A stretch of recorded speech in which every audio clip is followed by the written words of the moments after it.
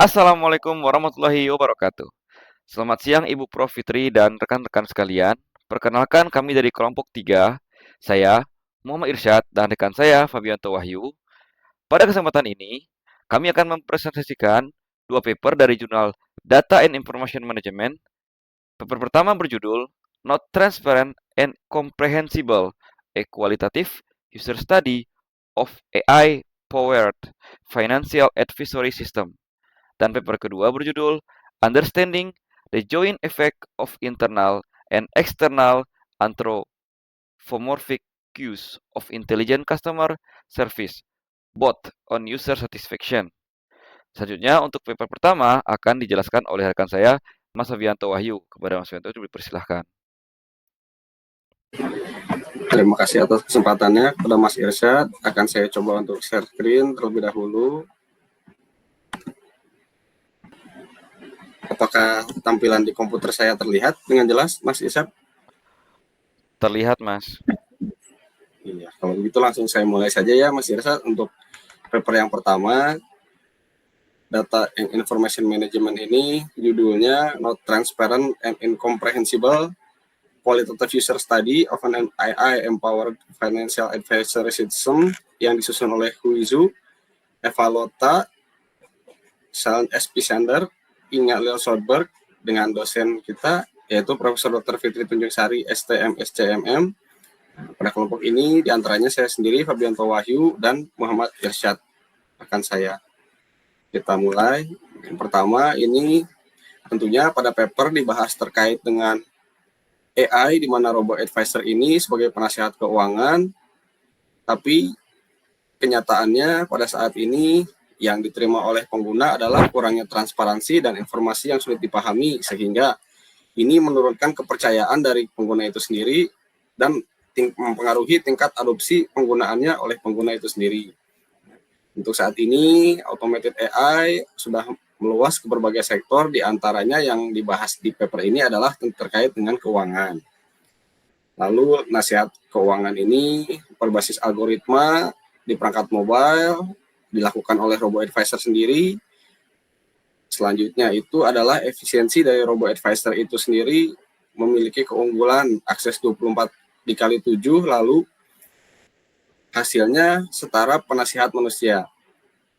AI ini juga dinilai objektif karena mampu meminimalisir bias dan tidak adanya konflik kepentingan di antara sesama manusia. Jadi untuk AI ini dijelaskan bahwa AI ini lebih objektif dalam memberikan nasihat terkait dengan financial atau dunia keuangan.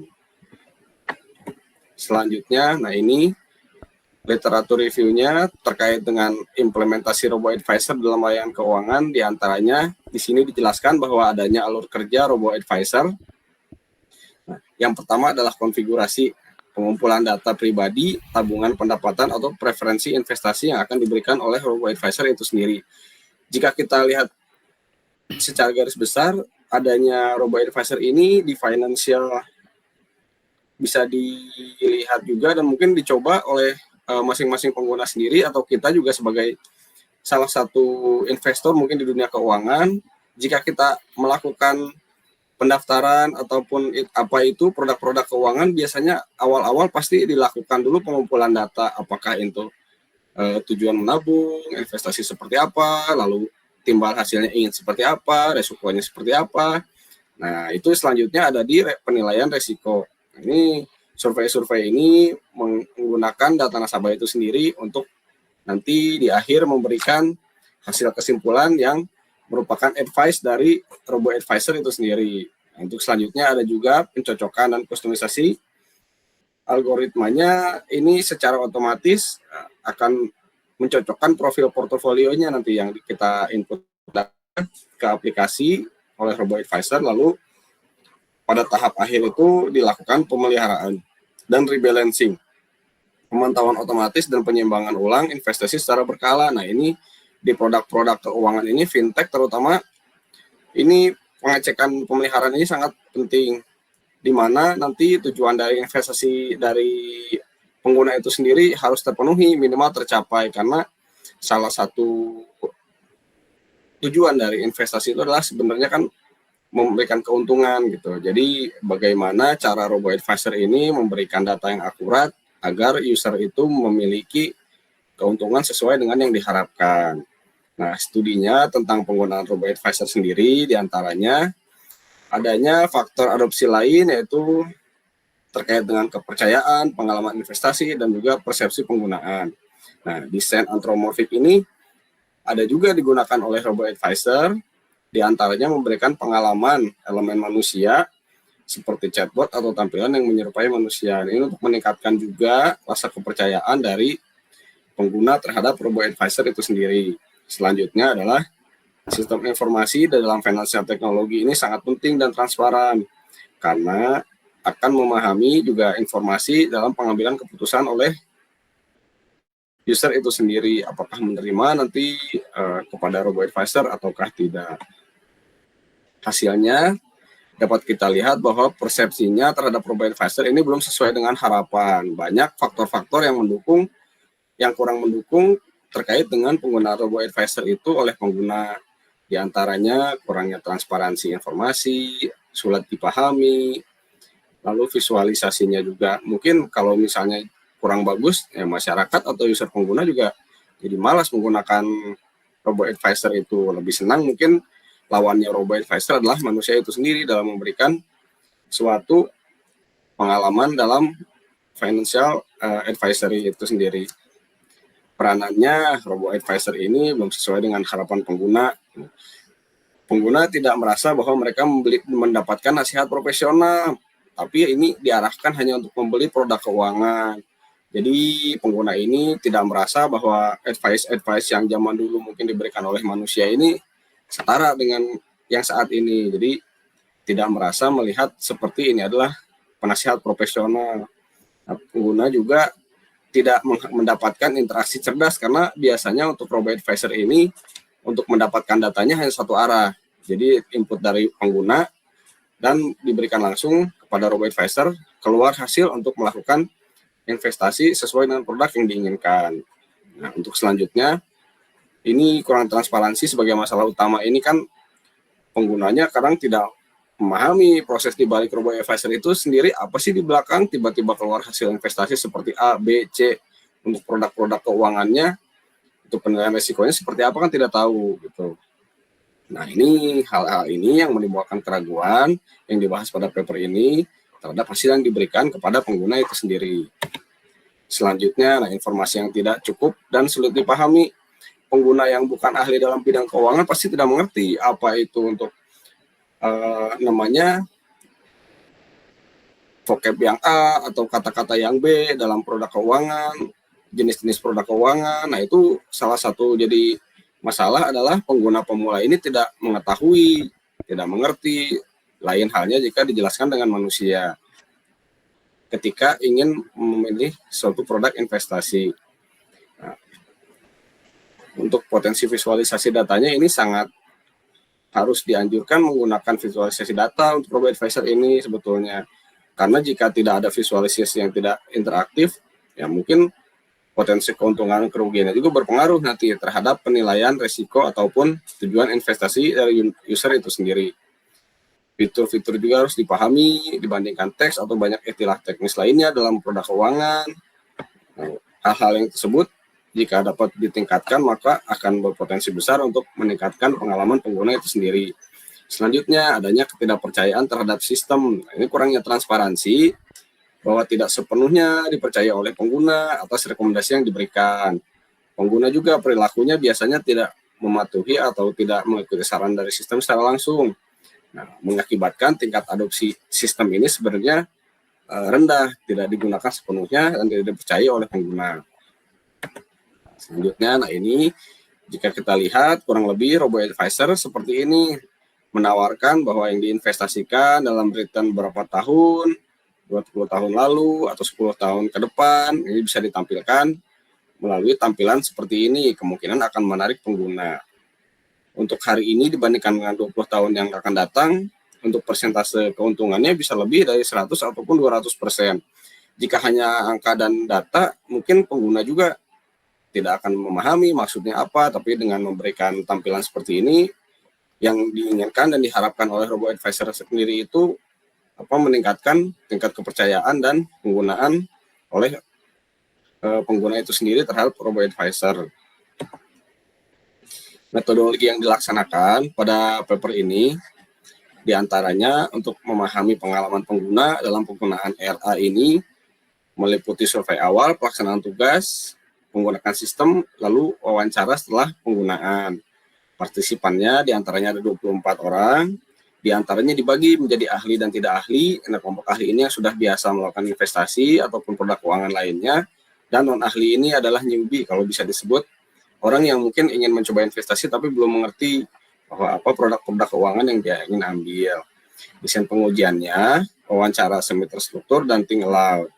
Untuk prosedur, mengumpulkan data terlebih dahulu, lalu melaksanakan tugas menggunakan robo advisor itu sendiri, mencoba fiturnya, setelah itu wawancara setelahnya untuk menggali user experience-nya seperti apa sih pengguna nanti ketika telah mencoba menggunakan robo advisor itu sendiri. Perangkat yang digunakan tentunya aplikasi robo advisor dari bank besar yang telah matang secara teknologi. Pengumpulan analisis datanya ada survei, rekaman video, wawancara, analisis kuantitatif, dan dari user experience yang dicoba oleh pengguna.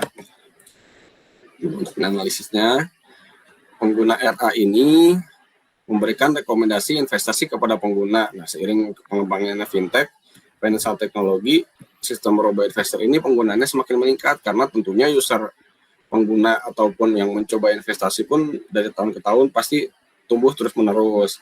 Fokus penelitiannya yaitu pengalaman penggunaan terhadap RA, terutama ini AI untuk investasi, khususnya bagaimana berinteraksi dengan sistem, bagaimana sistem mempengaruhi persepsinya, dampaknya adopsi seperti apa, dipakai atau tidak.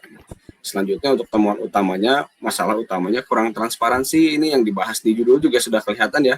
Sulitnya transparansi, sulit dipahami, lalu muncul ketidakpercayaan, pengguna ragu mengikuti rekomendasi, persepsinya tidak sesuai ekspektasi, kurang seperti manusia, rasanya masih seperti robot, ada yang butuhnya informasi tambahan, dan data visualisasi yang membantu diharapkan dapat meningkatkan adopsi dari penggunaan robo advisor itu sendiri.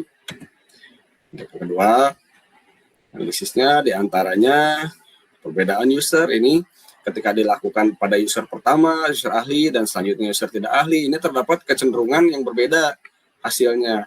Dikarenakan expert user ini kan lebih memahami, lebih percaya pada sistem, sedangkan yang non-expert atau baru mencoba produk investasi bingung dan butuh banyak bantuan. Tapi dia bingung ketika yang membutuhkan bantuan, ujung-ujungnya pasti dia mencari ke penasihat yang manusia itu sendiri, di luar dari robo advisor. Tentunya dampaknya ke adopsi ya penggunanya tidak langsung dipakai, tidak mengikuti rekomendasi penuh, ataupun kurang pemahaman.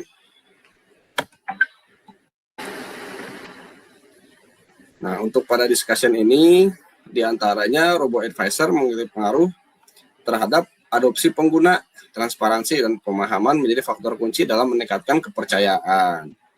Yang dibahas di sini terutama tentang pentingnya transparansi dan pemahaman, kebutuhan edukasi dan informasi yang jelas.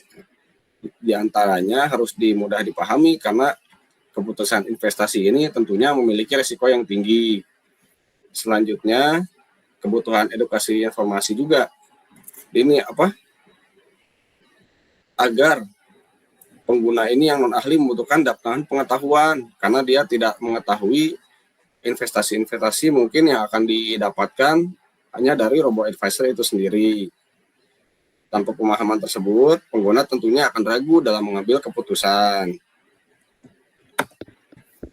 Di sini ada peran visualisasi data yang dibahas terkait dengan penggunaan RA ini, apakah efektif, membantu pengguna dalam memahami informasi yang kompleks ternyata efektif, dan perlu dikembangkan lebih lanjut agar menjadi lebih informatif dan interaktif. Selanjutnya ada pun kesenjangan di antara desain dan harapan pengguna. Ini harapannya pengembang sistem berbeda ternyata dengan pengguna ini. Pengguna masih mengharapkan adanya peran manusia dalam robo advisor ini atau interaksi personal dalam layanan keuangan.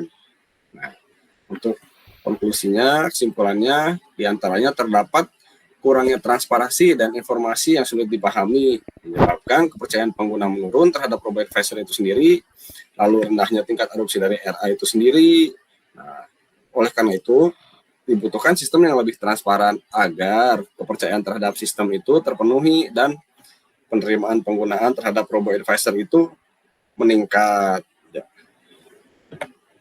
Ini referensinya dari Qualitative User Study, Empowered Financial Advisory System. Terima kasih atas kesempatannya, Mas Irsyad. Saya kembalikan waktunya. Oke, terima kasih Mas Fabianto. Saya lanjutkan lagi untuk materi selanjutnya. Saya akan melanjutkan presentasi berjudul Understanding the Joint Effects of Internal and External Anthropomorphic Cues of Intelligent Customer Service Bot on User Satisfaction, yang ditulis oleh Yuk Sin Hu dan Yong Kyang Sun.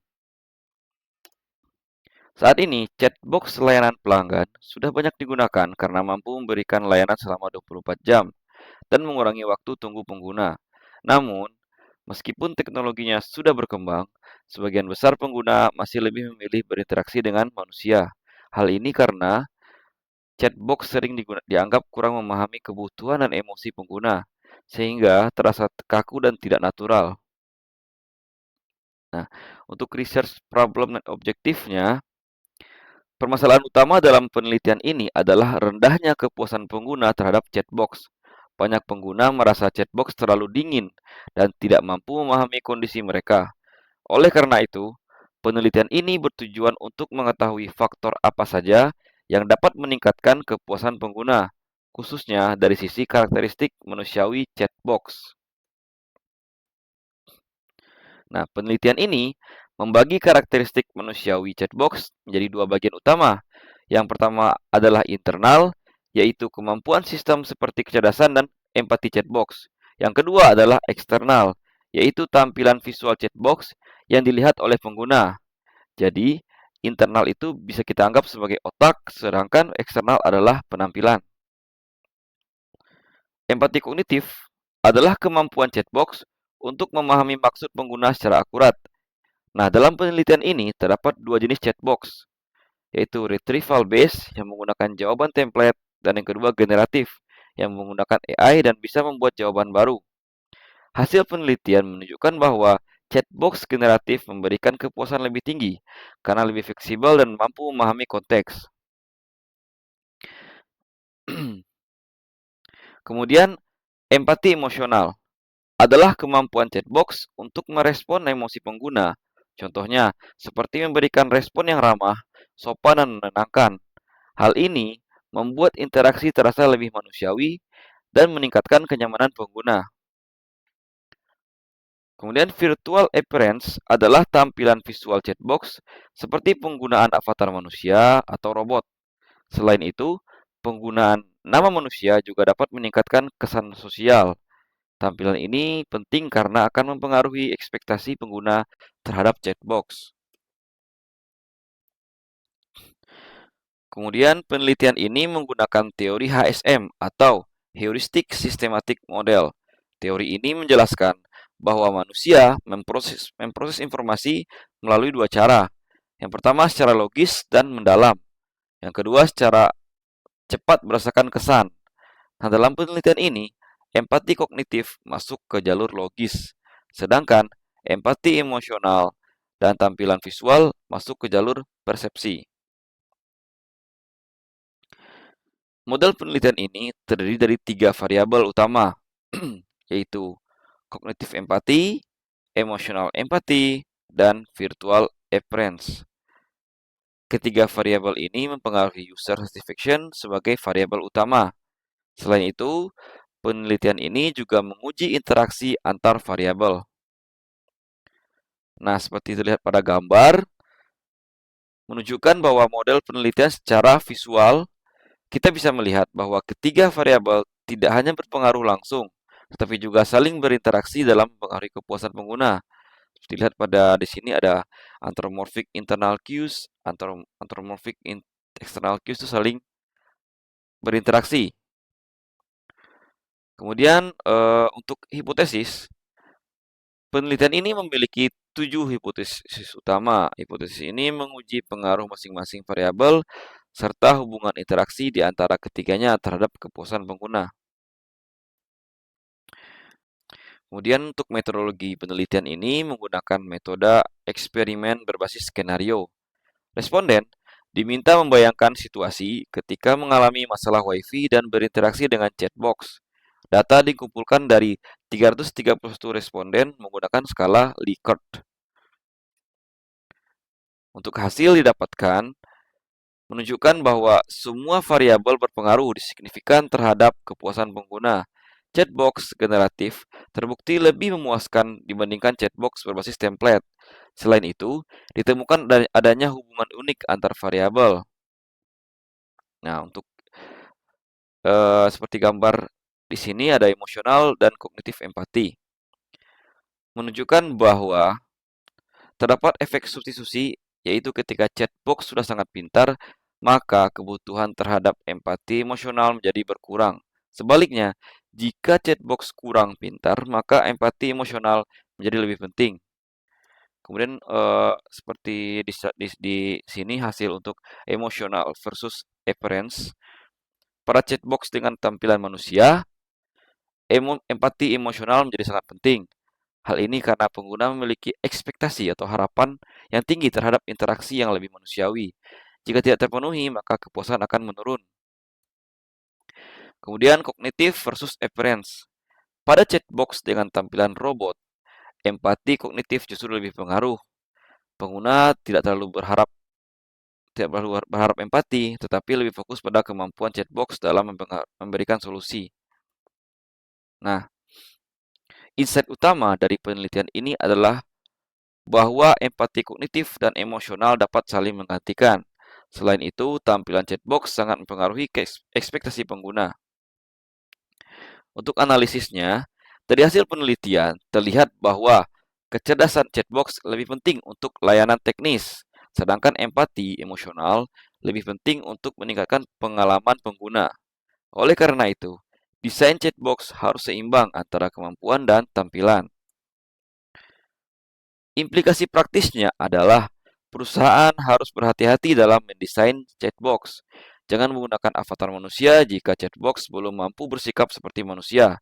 Hal ini penting agar tidak menimbulkan ekspektasi yang salah.